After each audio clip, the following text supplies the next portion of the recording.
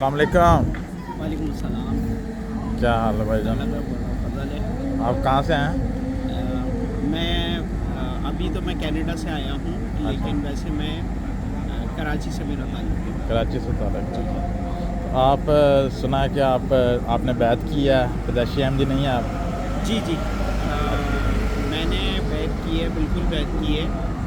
और मेरा ताल्लुक इससे पहले तबलीगी जमात में था। अच्छा। मेरे तबलीगी जमात में 4 महीने लगे और 40 दिन करके मेरे 4-5 चलने लगे। और अच्छा। मैं कराची की रोज़ाना की जमात में था। अच्छा।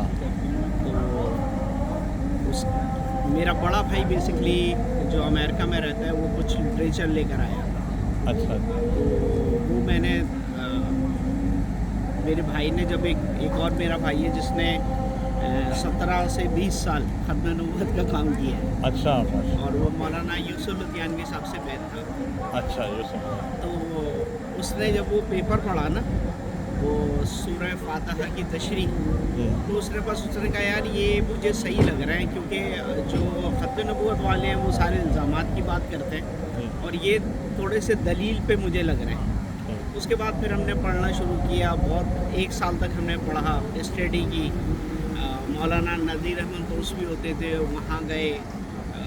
और जो उस वक्त बड़े बड़े हमारे मौलवी साहबान हैं, उन सब के पास जाके जब तहकीक की तो पता चला जमात अहमदिया सच्ची है। फिर हम लोगों ने बैत कर ली। तो उसके बैत करने के बाद फिर, क्योंकि मेरे हाथ में ना, मैं उस इलाके का अमीर था। मेरे हाथ में तकरीबन 60-70 मसाजिद थी। अच्छा। जिनको मैं टेक केयर करता था।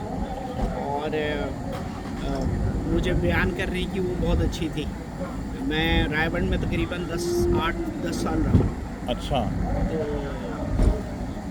तो इसलिए वहाँ पे दुश्मनी बहुत ज़्यादा हो गई थी। लोग जान के दुश्मन हो गए थे कि इनको मार दो। तो हमारा स्टोर था एक, वो बहुत अच्छा चल रहा था। उस इलाके का मेरे ख्याल में सबसे बड़ा स्टोर था। तो वहाँ पे उन्होंने फायरिंग कर दी थी, तो उसमें मेरा छोटा भाई शहीद हो गया था। और उन्होंने भी बैत कर ली हुई थी? हाँ, हमारे घर में तकरीबन 35 से 40 लोगों ने बैत की थी। अच्छा। और मेरे जो बहनोई हैं वो मौलाना कासिम नानूतवी के पड़पोते हैं। अच्छा। अच्छा। तो उनका जो हुलिया था वो वैसे ही था। वो अहमदी हो गए थे, लेकिन वो डरते वरते नहीं थे। अच्छा। तो उनको 15 गोलियां लगी थी, लेकिन वो अल्लाह ताला ने उनको बचा लिया। मेरे भाई को, उसको शादी को 20 दिन हुए थे। अच्छा। तो उसकी शहादत हो गई थी उसी। तो फिर जमात ने हमें कहा कि यार आप लोग वहाँ चले जाएं, श्रीलंका चले जाएं। पाकिस्तान में तो हमारे हालात ऐसे थे कि वहाँ सारे नौकर चाकर थे। और आपको शायद यकीन है, मेरा ये अंगूठा सूजा रहता था, इतने में नोट गिनता था। अच्छा। अपने स्टोर की अच्छा। इतनी गड्डियाँ होती थी। अच्छा। इतनी तो नहीं, लेकिन 10 लाख की, हमारी 8-10 लाख की रोज़ की सेल थी। 2012 की बात होता। अच्छा। तो जब श्रीलंका में आए तो इधर बहुत काफ़ी टफ हालात देखे। लकड़ियों पे खाना बनाना पड़ता। और बहुत उस वक्त मुझे याद है, ये मेरा बेटा मेरे साथ था, तो इसने मुझे कहा कि अब्बा मुझे बहुत दिन हो गए, बर्गर एक खिला दे, सामने मैकडोनल्ड था। तो मेरे हाथ में, मैं उस वक्त रो दिया, मेरे पास वो पैसे नहीं थे, क्योंकि वहाँ पे कराची के जो हालात देखे थे और श्रीलंका में फिर लकड़ियों पे खाना बनाना पड़ता था, तो मेरी नाक से खून आता। तो वहाँ काफ़ी टफ हालात देखे। फिर यहाँ पे आ गए हम कनाडा। तो कनाडा में मुझे जमात ने $400 दिए थे। अच्छा। हमारे पास पैसे नहीं थे मेरे पास। तो वहाँ से फिर मेरी हुजूर से मुलाकात हुई। हुजूर ने कहा तुम यहाँ पे बिज़नेस करो।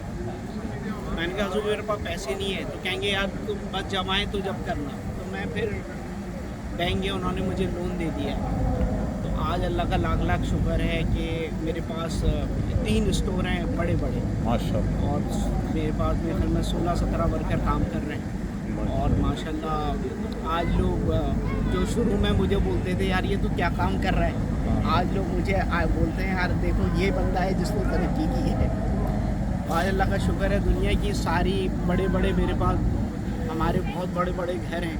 और आज अल्लाह का शुक्र है, बड़े अल्लाह के फजलों में रह रहे हैं वो सब। तो आप जब जमात अहमदिया से आपका ताल्लुक़ नहीं बना था, उससे पहले आप किनके साथ, कौन से मौलाना साहब के आप? मैं मौलाना तारिक जमील साहब के साथ मैंने बहुत वक्त गुजारा है, और मौलाना ये भाई इब्राहिम अब्दुल जब्बार साहब जो इनके तबलीगी जमात के की पोस्ट हैं, अब्दुल वहाब साहब, मौलाना जमशेद साहब, और क्या कहते हैं जो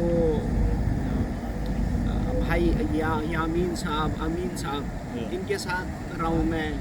इनके जो लाहौर की शूरा है, पेशावर की शूरा है, इन सब के साथ मैंने काफ़ी टाइम गुजारा है। एक बात मैंने पूछनी थी कि क्या ये जो मौलाना हजरात हैं, वो जब कोई बंदा उनके पास जाके पूछता है कि यार अहमदियत के बारे में, या क्या वो उनको दिल में है कि ये बंदे सच्चे हैं या नहीं? मेरे ख्याल में जो है ना, जो अगर किसी को सच्चाई का इल्म होगा ना, तो वो ख़त्म नबूवत से जो मौलवी रिलेटेड है ना, हाँ उनको पता है। बाकी देखें, जो जब मैं स्टडी कर रहा था ना, जी। तो आप यकीन करें हमें कोई बुक ही नहीं मिली अच्छा कि हम अहमदियत के बारे में पढ़ लें।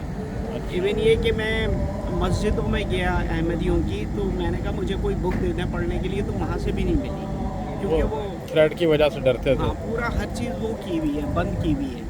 तो जो मैं नहीं समझता कि जो बड़े उस पे जो लोग हैं, जो मौलवी हज़रात हैं, उनको जमात के बारे में पता भी है, क्योंकि वो एक जो ख़त्म नबूवत वाले हैं, वो पिछले 50 सालों से जो प्रोपेगेंडा कर रहे हैं ना कि नाउज़ुबिल्लाह नबी पाक सल्लल्लाहु अलैहि वसल्लम को गालियाँ देते हैं, तो जब ये बात आ जाती है ना, तो वहाँ हर चीज़ रुक जाती है।